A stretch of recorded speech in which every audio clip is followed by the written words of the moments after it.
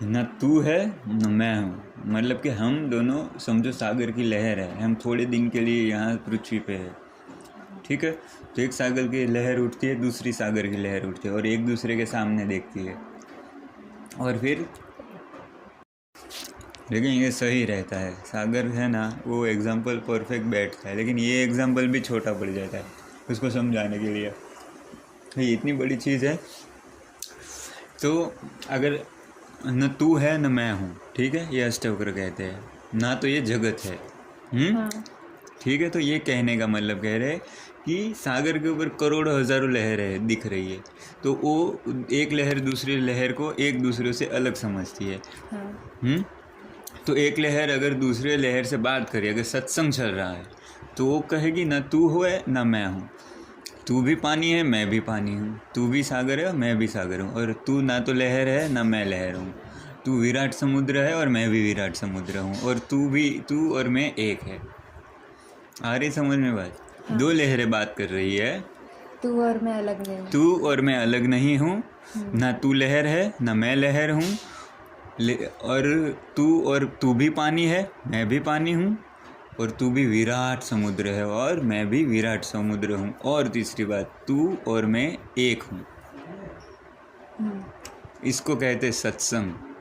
यही गुरु शिष्य को अपने में लीन करने की कोशिश करता है कि तू मेरे में लीन हो जा। एक लहर क्या दूसरे को कहेगा, तू मुझसे अलग नहीं है, तू मेरे में लीन हो जा, मैं तेरे में लीन हो जाऊं, और एक हो जाए। और एक हो जाए। तो एक हो जाए तो कैसे होए एक? तो सत्य को जाने। तो सत्य क्या है कि हम दोनों 2 घड़ी के लिए 2 सेकंड के लिए अलग हुई है, और वो दिख रही है अलग, लेकिन अलग है नहीं। हम एक्चुअली पानी है और हम विशाल समुद्र है। हम दोनों विशाल समुद्र है, ना तो तू बड़ी है ना मैं छोटा हूँ। हम दोनों का स्वरूप एक है और विराट है, और तू और मैं अलग नहीं हूँ। तू मुझ में व्याप्त है और मैं तुझ में व्याप्त हूँ। तो दोनों लहरें जो है वो नीचे से तुम देखो तो लहरों को नीचे से देखो तो एक है ना समुद्र के लेवल पे, दोनों समुद्र की पुत्र है। समुद्र की 2 लहर उठ रही है और दोनों एक है, द्वैत नहीं, वहाँ पे 2 नहीं है। वो भी पानी है, ये भी पानी है, और ये इसके अंदर है, नीचे से पानी उठी है, तो ये भी और ये भी, और दोनों एक है, एक दूसरे में व्याप्त है। और जैसे कि एक ही चीज़ के 2 रूप खाली दिख रहे, एक यहाँ से उठे एक यहाँ से उठे, लेकिन ये एक है, नीचे से विराट है, और दोनों एक दूसरे में व्याप्त है। लेकिन आँख के द्वारा, अभी एक समुद्र की लहर को आँख दी जाए, उस दूसरी समुद्र की लहर को कि आँख दी जाए, और दोनों ऊपर से देखे तो दोनों को भ्रम हो जाएगा कि हम अलग हैं। तो भ्रम के कारण हमें ये विश्व हमसे अलग दिखता है, कि पूरी जो सृष्टि है वो अलग है और मैं अलग हूँ। ऐसा तुम्हें अगर लग रहा है तो तुम भ्रम के कारण और अज्ञान के कारण लग रहा है। दूसरों में तुम खुद को नहीं देख पाते हो जैसे तुम पंछियों में खुद को नहीं देख पाते हो, तो तुम खुद को एक रूप नहीं देख पाते कि सब अलग दिख रहा है, कि कार अलग है और मैं भी अलग हूँ, संसार अलग है, और मेरे जो आजू बाजू लोग रहते हैं वो भी मुझसे अलग है। तो ये जो सारा तुम्हें जो अलग अलग चीज़ें दिख रही है, कि आसमान भी अलग है और धरती अलग है, तो ये सब भ्रम के कारण है और अज्ञान के कारण तुम्हें दिख रहा है। ये सत्य नहीं है। पूरा जो है, बादल अलग है, धरती अलग है, समुद्र अलग है, पहाड़ अलग है, तो ये तुम्हें जो अलग अलग चीज़ें दिख रही है, तो अगर तुम्हें ये दिख रही है तो तुम अज्ञान में भटके हुए हो। तो ये अज्ञानता के कारण होता है, तुम्हें ज्ञान नहीं है, और दूसरे लोग में तुम खुद को नहीं देख पाते हो, पंछियों में खुद को नहीं देख पाते हो, तो तुम भटके हुए हो। तुम्हें अभी सत्य का पता नहीं है, तुम माया में उलझे हुए हो। जो आँख दिखा रही है उसको सत्य मान रहे हो, ठीक है। अब जो आँख दिखा रही है वो सत्य हो ही नहीं सकता, क्योंकि आँख अपने आप में एक इंस्ट्रूमेंट है, और इंस्ट्रूमेंट ऐसा है कि उसके अंदर इलेक्ट्रॉन प्रोटॉन न्यूट्रॉन बहुत स्पीड से घूम रहे, तब जाके तुम्हें दिख रहा है।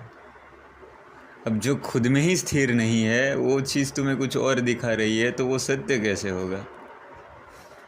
तुम समझ रहे हो बात को? अगर माइक्रोस्कोप से तुम्हारी आँख को देखा जाए तो वहाँ पे कीटाणु स्पीड से एक दूसरे के चक्कर काट रहे, जैसे चांद सूरज का चक्कर काट रहा है ना।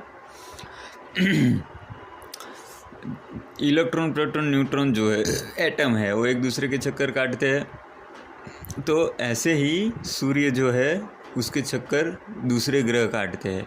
ऐसे ही छोटे छोटे माइक्रोस्कोप से दिखने वाले जो चीज़ है जिसको परमाणु बोलते हैं, वो परमाणु तुम्हारी आँखों, परमाणु से तुम्हारी आंखें बनी हुई है और परमाणु एक दूसरे में घूम रहे हैं। तुम्हारी आँख में अगर देखा जाए तो कुछ हलन चलन हो रही है और उस हलन चलन के कारण तुम्हें बाहर कुछ दिख रहा है।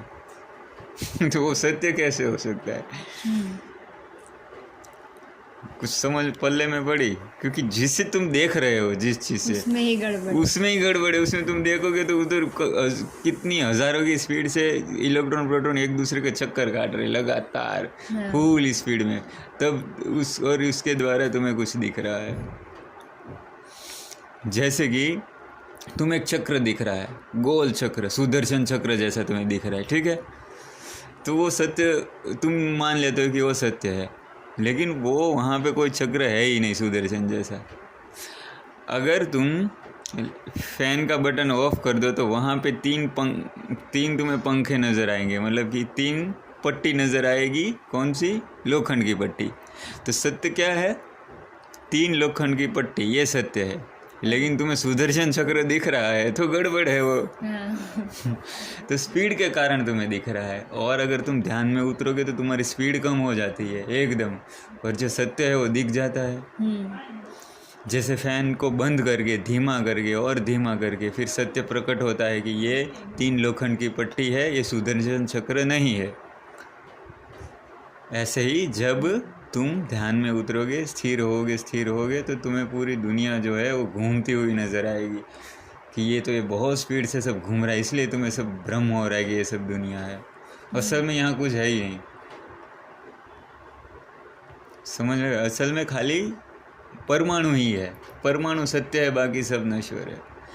और परमाणु, पूरा ब्रह्मांड परमाणु से बना है। तो ब्रह्म सत्य और जगत मिथ्या, परमाणु सत्य और जगत मिथ्या। समझ में आई बात? ब्रह्म सत्य, ब्रह्मांड सत्य है, और जगत मिथ्या। मिथ्या क्यों कहा गया है संसार को? क्योंकि ये रूप बदल देता है, इसलिए इसको सत्य नहीं माना जाएगा। मिथ्या मतलब? मिथ्या मतलब कि झूठ। ओके। मिथ्या मतलब कि जो कुछ गड़बड़ चीज़ दिखा देता है, जो कुछ काम का भी नहीं है वो। अगर उसको काम का समझोगे तो भटक जाओगे। तो तुम जगत को काम की चीज़ समझोगे तो तुम भटक जाओगे। ये जगत कुछ काम का है ही नहीं। ना तो यहाँ पे सुकून है, ना शांति है, ना आनंद है, कुछ नहीं है। ये बस खुशी और दुख का एक खाली चक्र है। यहाँ पे बहुत ज़्यादा खुशी होती है और बहुत ज़्यादा दुख होता है, और दुख में भी खुशी छुपी हुई होती है और सुख में भी गम छुपा हुआ होता है। लेकिन यहाँ पे सुकून नहीं है, शांति नहीं है, और शांति और सुकून चाहिए तुम्हें तो तुम्हें ये जगत से थोड़ा परे होके देखना पड़ेगा। जगत में रह के इसकी सत्यता को जानना पड़ेगा। और जगत को मिथ्या इसलिए माना जाता है कि ये रूप बदल देता है। अभी मैं तुम्हें कुछ बोलूँ कि देखो ये पेड़ है, ठीक है, और 50 साल के बाद वहाँ पे मैं देखूँगा तो वहाँ पे लकड़ी, सूखी हुई लकड़ी दिखेगी। तो पेड़ कहाँ चला गया? तो है ना माया, मिथ्या है ना।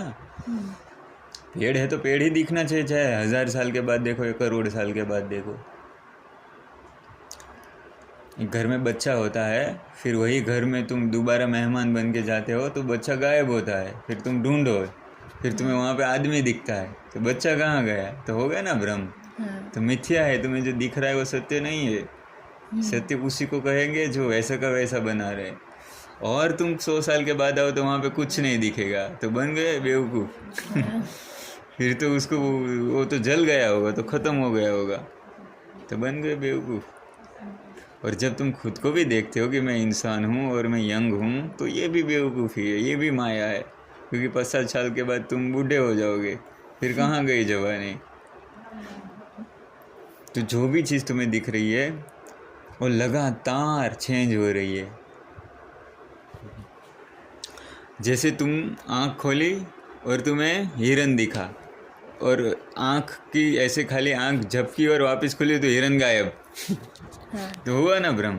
हाँ लेकिन ये जो है वो 1 सेकंड में होता है कि हम आँख खोले और दूसरी चीज़ हमें वहीं की वहीं दिखती है, वैसी की वैसी दिखती है, तो हम उसको सत्य मान लेते हैं। लेकिन समय में वो चीज़ नहीं रहती। तो पूरा विश्व जो है वो ना तो था ना है। ना ही रहेगा। ना तो पृथ्वी कभी थी, ना तो पृथ्वी कभी रहेगी, लेकिन बीच में बस भ्रम बना कि पृथ्वी जैसा कुछ था, वहाँ इंसान थे और वहाँ पे राजा महाराजा रहते थे और वहाँ पे सरकारें थी। तो ये जो भी चीज़ है वो एक भ्रम है, क्योंकि पृथ्वी ना तो थी, अब जो करोड़ों साल के बाद पृथ्वी थी ही नहीं, हाँ और अब जो करोड़ों साल के बाद पृथ्वी हो गई नहीं। ना तो पृथ्वी थी ना तो पृथ्वी रहेगी। अगर पृथ्वी दिखती, अगर इंसान दिखते, तो ये सब तुम्हारा भ्रम है। ये सब समय का खेल है, और जो भी समय में है वो माया है। ठीक है।